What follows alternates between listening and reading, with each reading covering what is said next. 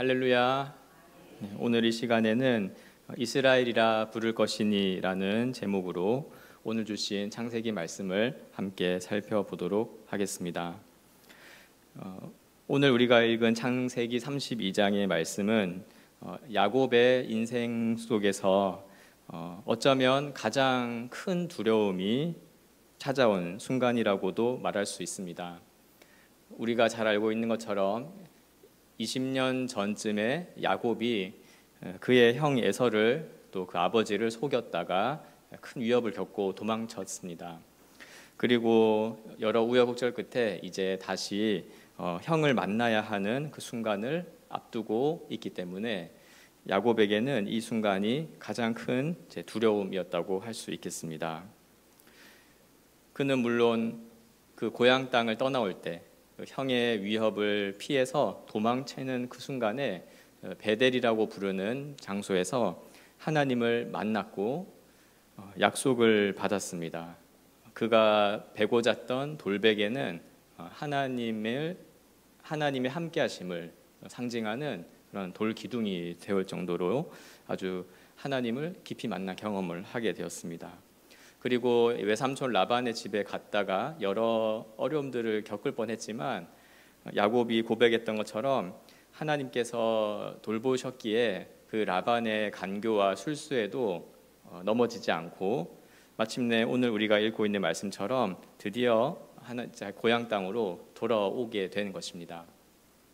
오늘 본문에서 읽진 않았지만 32장 앞절에서 보면은 마하나임이라고 우리가 잘 아는 단어죠. 마하나임이라고 부르는 하나님의 군대를 만나기까지 합니다. 사실 야곱에게는 하나님을 만났던 직접 돌보심을 경험했던 순간들이 있었죠. 그럼에도 불구하고 다시 형을 만난다고 하는 생각을 하니까 굉장히 두려웠습니다. 이러한 야곱의 두려워하는 모습은 마치 우리의 모습과도 많이 닮아 있습니다. 우리가 예수 그리스도를 만났고 예수 그리스도를 믿고 또 그 말씀을 따라서 순종하며 따라간다고는 하지만 그러나 실제로 우리의 믿음은 변한 적이 없지만 막상 삶의 어려운 순간들, 고통 속에 있는 상황들, 어찌할 바를 모르겠는 현재 상황들 속에서는 두렵고 또 내일이 염려가 되어서 순간순간이 긴장되면서 살아가는 그런 우리의 모습이 바로 그렇죠.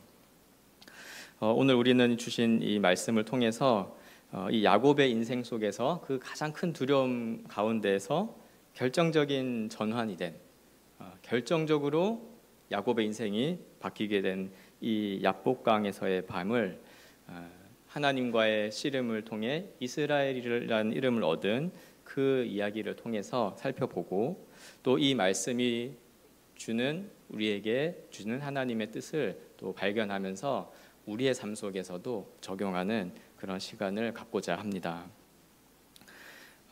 현재 야곱은 야복강이라고 부르는 강가에 서 있는 상황입니다.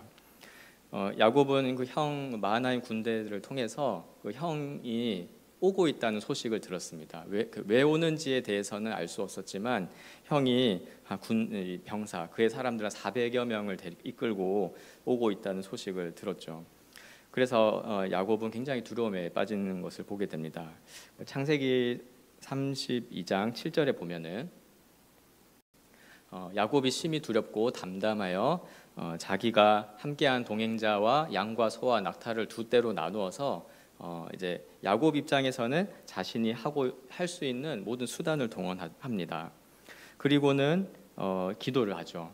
32장 12절에 보면 주께서 말씀하시기를 내가 반드시 내게 은혜를 베풀어 내 씨로 바다에 셀 수 없는 모래와 같이 많게 하리라 하셨나이다 하면서 하나님께 기도하면서 하나님 이제 형 에서를 만나러 가는데 나름대로는 무리를 나누고 또 하나님께는 기도하고 이제 그러한 상황 속에서 할 수 있는 모든 수단을 동원하는 이런 모습을 보여줬습니다. 그리고 이제 밤이 되었는데요. 32장 22절에 보면 이제 밤에 일어나 두 아내와 두 여종과 11 아들을 인도하여 야복나루를 이제 건너게 됩니다. 그리고 이제 그들을 인도하여서 시내를 건너가게 하고 그의 모든 소유들도 먼저 건너가게 하는 것이죠. 이 상황만 놓고 보면 야곱은 굉장히 이제 비겁한 사람처럼 이제 보입니다. 근데 성경은 그런 야곱의 비겁한 모습, 또 그 위협을 피하기 위해서 형 에서를 최대한 피하기 위해서 자기 아내와 아들들과 가족들을 이제 먼저 보내는, 이런 걸 통해서 형의 마음을 좀 달래려고 했던 그런 의도가 있었던 것 같아요. 그런 최대한 자신이 할 수 있는 것들을 다 한 상황 속에서 이제 밤이 되었습니다. 이제 야곱이 할 수 있는 것은 더 없었고요. 이제 결과만을 이제 기다리고 있었던 것이죠. 그럴 때 그 밤에 어떤 사람이 야곱을 찾아오게 되고 씨름을 하게 되는 것입니다. 야곱 입장에서는 할 수 있는 모든 것을 다 했고 더 이상 무엇인가 할 수 없을 때 하나님께서 찾아오시는 것입니다.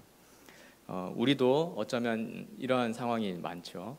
우리가 진정으로 정말 하나님을 만난다, 정말 하나님과 교제할 때는 우리가 할 수 있는, 인간적으로 할 수 있는 어떤 방법, 지혜들, 이런 것들을 더 이상 쓸 수 없을 때, 혹은 쓸 수 있더라도 그것을 내가 의지하지 않는 그런 순간에 바로 하나님께서 우리 가운데 일하시는 것을 보고 또 교제하게 되는 것이죠. 본격적으로 본문을 보면 24절에 이제 야곱이 이제 홀로 남아서 어떤 사람이 찾아오게 되었고 밤새도록, 날이 새도록 야곱과 씨름을 하게 됩니다. 보통 이제 씨름이라고 하는 것은 힘겨루기일 텐데요. 어떤 나라든지 그 비슷한 스포츠들이 있습니다.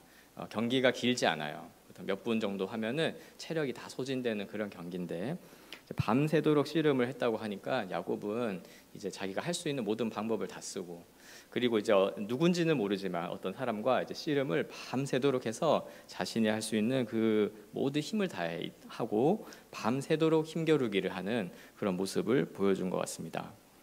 얼핏 보면은 어떤 사람과 야곱, 즉 인간과 인간이 서로 힘겨루기를 하는 것처럼 보이지만 이 사람은 호세아서 말씀에 따르면 하나님이 보낸 사자, 우리가 천사라고 부르는 하나님의 사자요, 곧 하나님 자신이라고 할 수 있습니다. 호세아서 말씀을 보면 호세아서 12장 3절과 4절에 야곱이 이때 씨름했던 것을 언급하는 대목이 있는데요. 야곱은 모태에서 그의 형의 뒷발꿈치를 잡았고 또 힘으로는 하나님과 겨뤘다고 하죠. 그래서 천사와 겨루어 이기고 울며 그에게 간구하였으며 이렇게 말씀하고 있습니다. 야곱이 씨름했던 것은 단순히 한 사람과의 힘겨루기처럼 보였지만 사실상 하나님과의 씨름이었고, 그리고 이것은 겉으로 보이는 씨름의 승패보다도 정말로 하나님의 뜻, 그 뜻 앞에 항복할 것인가, 아니면 자신이 할 수 있는 모든 방법, 인간적인 생각, 또 그런 인간적인 고집을 계속해서 유지할 것인가에 관한 일종의 영적인 싸움이었다고도 말할 수 있습니다. 조나단 에드워즈라는 또 신학자이자 목사님은 이 씨름을 회고하면서 이때 야곱의 씨름은 자기를 낮추었던 은혜의 사건이라고 이렇게 말했습니다. 우리 여기 있는 우리 성도님들, 또 저 여러분들은 이 씨름의 결과는 당연히 이제 다 알고 있죠. 그러나 이 씨름을 이겼느냐 졌느냐 승패보다도 오늘 주신 말씀이 주목하는 것은 과연 이 야곱의 인생 속에 하나님과 씨름했다는 것은 무엇을 의미하는가를 좀 보여주고 있는 것 같습니다. 우리 존 칼빈 같은 경우는 이 하나님께서 야곱에게 결국 이 씨름을 이기게는 하셨지만 사실상 그것을 통해서 그 야곱을 복종시킨 것이다, 이렇게도 설명을 했습니다. 즉 이 씨름은 하나님께서 그 밤에 찾아오셔서 야곱의 그 정체성을 바꾸시고 야곱의 그 존재를 정말 하나님의 백성답게 변화시키려고 하시기 위해 오셨던 사건이었습니다. 겉으로는 씨름이니까 손을 쥐고 육체를 다해서 땀을 뻘뻘 흘리면서 씨름을 했겠죠. 그러나 이 씨름은 야곱의 그 보이지 않는 내면, 마음, 하나님에 대한 또 자신에 대한 마음에 하나님은 손을 대시고 이 씨름을 하신 것입니다. 그가 앞서서 보여주었던 것, 그러니까 베델의 하나님에서부터 지금 돌아와서 마하나임 군대를 만나는 이 모든 과정 속에서 하나님은 분명한 약속을 주셨고 실제로 돌보셨고, 그리고 여전히 함께 하셨음에도 불구하고 여전히 자신이 할 수 있는 방법들을 동원하고 인간적인 계획을 통하여서 자신이 살아남고자 하는 이 야곱의 마음을 건드리려고 하신 것입니다. 이 씨름은 어떻게 되었습니까? 25절에 보니까 이제 이 천사가 야곱을 이기지 못하는 이 상황 속에서 그가 야곱의 허벅지 관절, 환도뼈라고 부르는 허벅지의 관절을 쳐서 이제 야곱의 관절이 어긋나게 되게 하면서 이 씨름이 종료가 되고 날이 샌 것 같습니다. 여기서 말하는 허벅지 관절, 환도뼈라고 번역돼 있었죠. 이것은 우리 고관절 부분, 엉덩이와 다리를 연결하는 고관절 부분을 말합니다. 그래서 주로 이제 어르신들은 또 이쪽이 많이 다치시기도 하죠. 이 부분이어서 어떻습니까? 고관절이 어긋나거나 부러지거나 하면은 이제 걷지를 못합니다. 그래서 이 환도뼈라고 하는 뼈 자체가 상징적으로는 인간이 힘을 낼 수 있는 그런 힘을 내는 원천, 이런 상징도 있고, 또 때로는 성경에서는 이 환도뼈 부분의 이 부위 자체를 어떤 출산이라든지 생명의 원천으로도 상징하는 그런 부위이기도 합니다. 이 부위가 만약에 어긋났다면, 그리고 당시 그 고대의 어떤 의료 체계나 이런 걸 생각했을 때 아마도 야곱은 이날 씨름 때 환도뼈, 이 허벅지 관절이 어긋난 이후에 거의 영구적인 장애를 갖게 될 가능성이 크다고 보통 봅니다. 아까 우리가 읽었던 32절, 2장 31절을 보면 이제 해가 돋은 이후에 그가 허벅다리로 말미암아 절었다, 이렇게 이야기를 나오죠. 단순히 그 순간 뭐 맞았던지 꺾였던지 그런 통증을 유발해서 씨름을 멈춘 게 아니라 정말로 이날 이 허벅지 관절이 꺾인 것 같습니다. 그래서 야곱은 이날 이후에 이제 아마도 걸음걸이를 절면서 이제 쩔뚝거리면서 평생을 걷는 그런 삶을 아마 살았을 것이라고 보여집니다. 이날 하나님은 야곱의 이 뼈를 꺾으심으로써 사실 씨름의 목적이었던 그가 의지하던 자신의 인간적인 생각, 고집, 자신의 계획, 이런 것들을 붙잡고자 하는 그 내면의 자신의 높아진 생각을 꺾으셨던 것입니다. 야곱이 이제는 이전처럼 걷거나 특히 뛰거나 하지 이제 못했을 것이죠. 아마도 이제 장애를 가지고 평생 절뚝이면서 걸어 다녔을 것 같습니다. 단순한 부상이 아니었고 자신을 의지하던 이 모든 것을 하나님에 의해서 꺾임을 당해서 이제는 하나님을 의지하지 않으면 살아갈 수 없는 그런 존재로 바뀌었다는 증거가 그의 이 환도뼈가 부러진 것이라고 볼 수 있습니다. 그래서 일시적인 고통이 아니었고 평생의 장애, 그러니까 평생의 흔적이 되어서 자신이 꺾였고 하나님을 의지해야만 살아가는 존재가 되었다는 육체적인 증거로서 자신의 절뚝거리는 그런 걸음을 얻게 된 것이죠. 이러한 것을 볼 때 우리는 한 가지 생각할 수 있습니다. 하나님께서는 우리를 하나님의 백성으로 정말 하나님을 의지하도록 변화시키시기 위해서는 어쩌면 우리의 이 허벅지 관절, 환도뼈를 치시면서까지도 하나님께서 약속하신 하나님의 백성이 되기 위하여서 새 사람으로 만드시기 위해 일하신다는 것을 생각하는 것이죠. 이제 중요한 이야기들은 이 씨름 이후에 벌어지게 되는데요. 사실 야곱이 하나님과 씨름하여 이긴 것처럼 보였지만 그 이제 장애를 얻고 이제 사실상 패배한 것인데요. 그런데 이것이 단순히 그 야곱의 길을 꺾은 것, 야곱이 살고자 하는 그 오만한 것을 꺾은 정도로서 말하면 이거는 하나의 교훈적인 거겠죠. 그러니까 하나님과 함부로 이렇게 씨름하려고 하지 마라, 이런 교훈이었지만 성경은 조금 더 나아가서 이 이후에 벌어진 이야기들을 통해서 도대체 하나님이 야곱의 이 뼈를 꺾으시고 이 씨름을 일부러 져주신 게 어떤 의미인지를 보여주고 있습니다. 26절에 보니까 그가 이르되 날이 세려하니 나로 이제 가게 하라 이야기하면서 이제 천사는 돌아가려고 하는데 야곱이 간절히 붙잡고 축복을 해달라고 빕니다.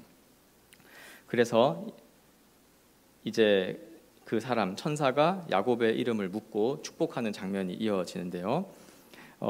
특이한 장면이, 이 축복은 야곱의 이름을 이스라엘로 바꾸는 것이 포함된 축복이었습니다. 28절에 보면 그가 이르되 내 이름을 다시는 야곱이라 부를 것이 아니오 이스라엘이라 부를 것이니 하면서 이는 그 이스라엘이라는 이름은 내가 하나님과 미 사람들과 겨루어 이겼음이라 하는 의미를 담은 이스라엘이라는 이름을 주겠다, 이렇게 이야기하는 거죠. 원래 야곱이라고 하는 이름 뜻은 발꿈치를 잡은 자, 혹은 그 발꿈치를 잡은 것을 통해서 속이는 자, 이런 의미를 갖고 있었는데요.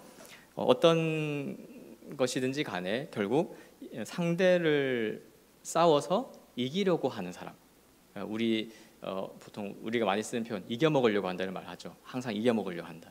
이겨먹으려고 하는 사람이라는 이름 뜻이 사실 야곱이라고 하는 이름의 의미입니다. 그런데 오늘 이 천사 하나님께서 주신 이스라엘이라는 이름은 그 이스라엘이라는 단어 자체는 하나님과 겨루어 이긴 자, 이런 의미이기도 합니다.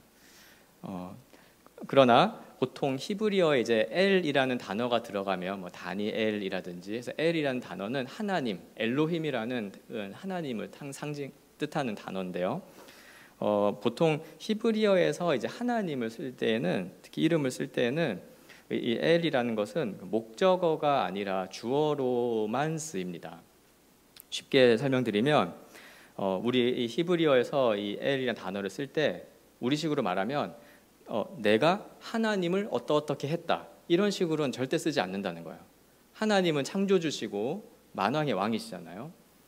지금도 우리가 쓸 때 어떤 높으신 분, 이 격식을 갖출 때 그를 목적으로 쓰지 않습니다. 내가 어떻게 했다 하기보다 그분이 나한테 어떻게 해주셨다, 이렇게 돌려서 완곡하게 정중하게 표현하지 않습니까? 그러니까 히브리어에서도 이제 그런 것이 있는데, 특별히 하나님이시기 때문에 심지어 하나님을 하나님이라고도 부르지 않으려고 아도나이 이렇게 주로 바꿔서 불렀던 그런 사람들이었기에 이스라엘이라는 게 문법적으로는 하나님을 이겼다, 내가 하나님을 이겼다, 이렇게 의미가 되지만 실제로는 모든 이 하나님이라는 단어 엘은 하나님께서 어떻게 하셨다, 하나님께서 은혜를 베푸셨다, 하나님께서 말씀하셨다, 이렇게 하나님이 주어로 될 때만 이 엘을 쓰게 됩니다.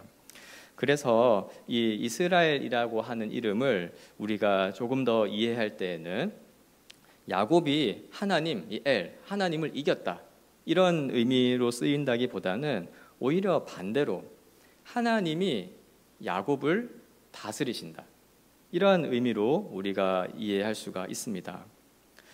실제로도 마찬가지죠. 실제로도 야곱이 하나님을 이겨먹은 게 아니고 오히려 그 하나님께서 그의 다리 관절뼈를 꺾으심으로써 쓰러진 것이고, 그가 평생 절면서 걸을 만큼의 이 장애를 주실 만큼 쳐서 하나님께 이제 붙들린 자가 된 것입니다.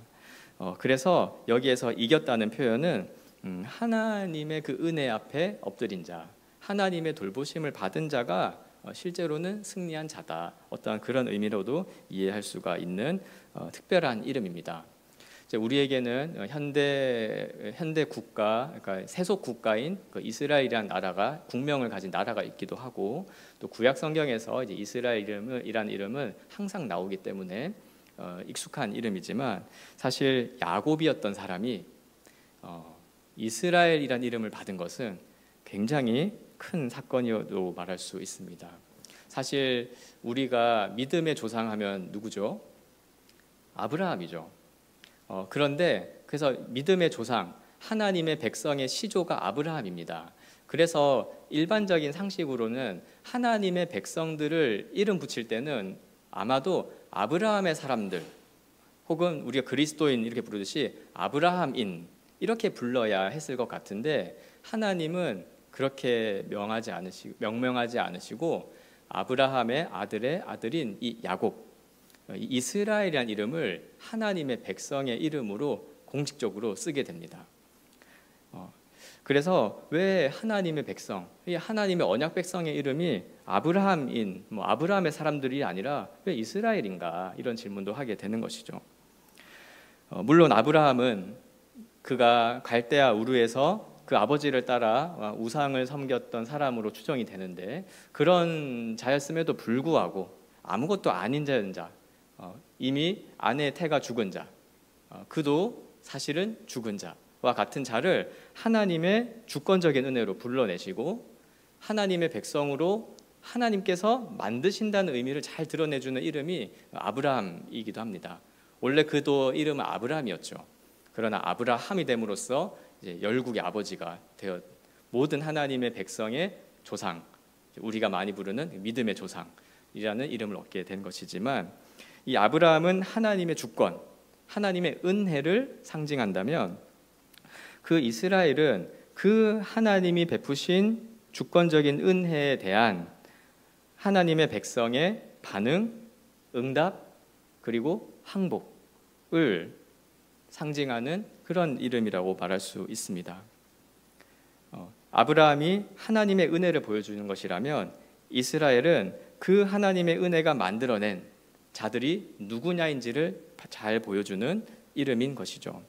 그리하여서 이 이스라엘이라는 이름을 통해 하나님은 하나님의 백성을 조성하신 것입니다.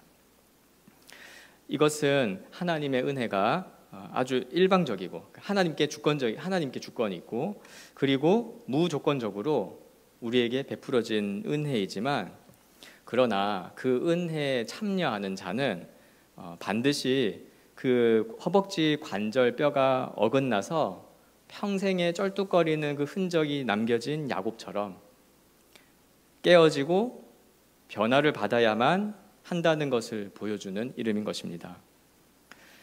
이와 같이 하나님은 하나님 자신과 씨름하여서 이긴 자를 기억하는 것이 아니라 하나님 자신을 의지하고 겸손히 따르는 자들을 기억하시고 하나님의 백성으로 삼아주신다는 것을 생각하게 합니다.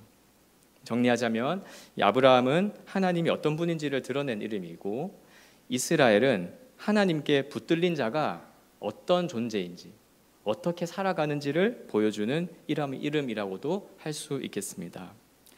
이 영광스러운 이스라엘이라는 이름을 오늘 이 야곱이 이 밤에 받은 것이었습니다. 이것은 야곱과 하나님의 씨름이 우리에게도 연결되어지는 지점을 보여주는 사건이기도 했습니다. 이후에 내용을 보면 이제 야곱이 29절에 보면 그 천사의 이름을 알려달라고 하는 대목이 나옵니다.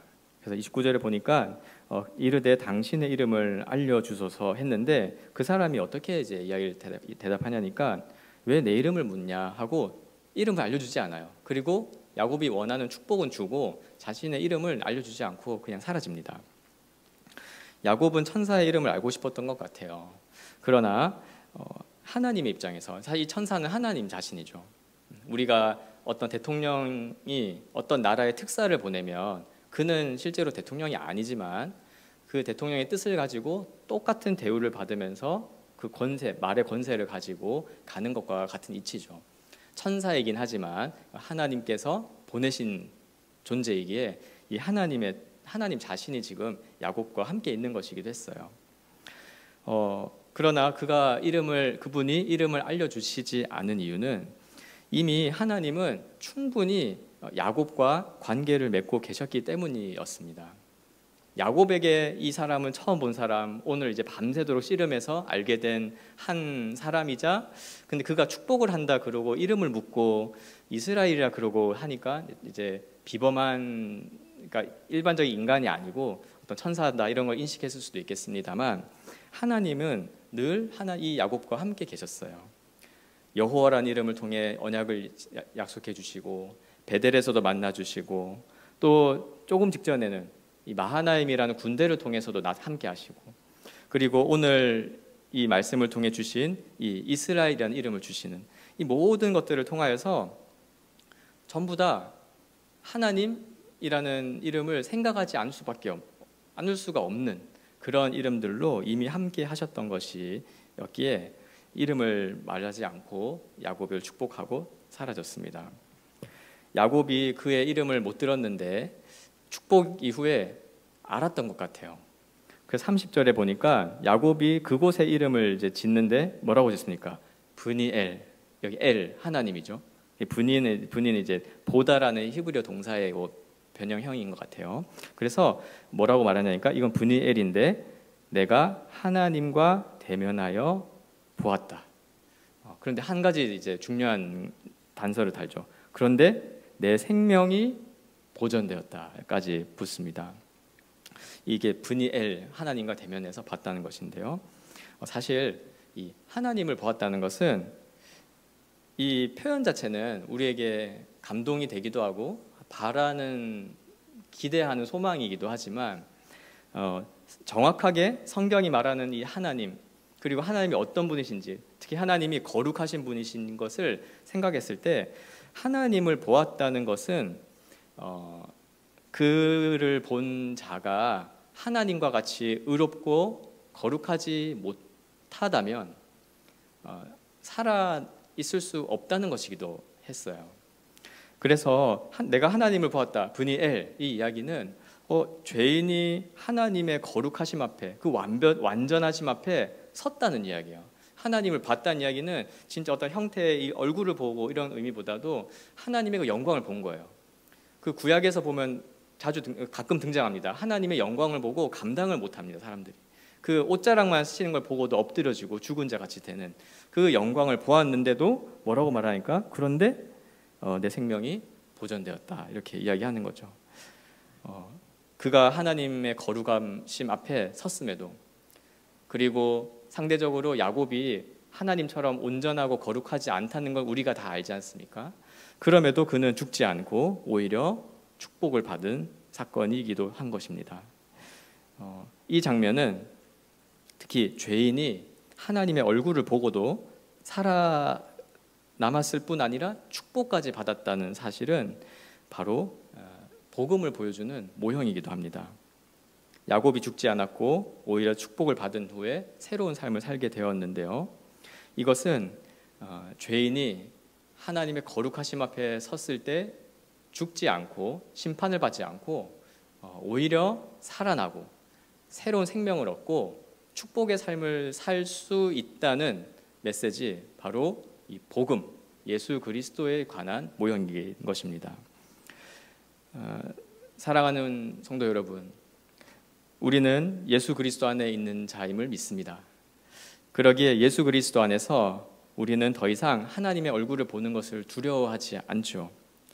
예수 그리스도의 십자가가 우리를 하나님과 화목하게 만들어 주셨고 우리의 죄는 예수 그리스도의 십자가를 통하여서 깨끗해졌으며 우리에게 주어져야 될 하나님의 거룩하신 그 의는 예수 그리스도께서 내 안에 살아계심으로 말미암아 그리스도와 연합함으로 말미암아 우리에게 주어졌습니다. 정확하게는 하나님께서 우리를 그렇게 의로운 자로 여겨주시는 것이죠. 즉 우리도 오늘 야곱처럼 브니엘의 은혜를 누리고 있는 것입니다.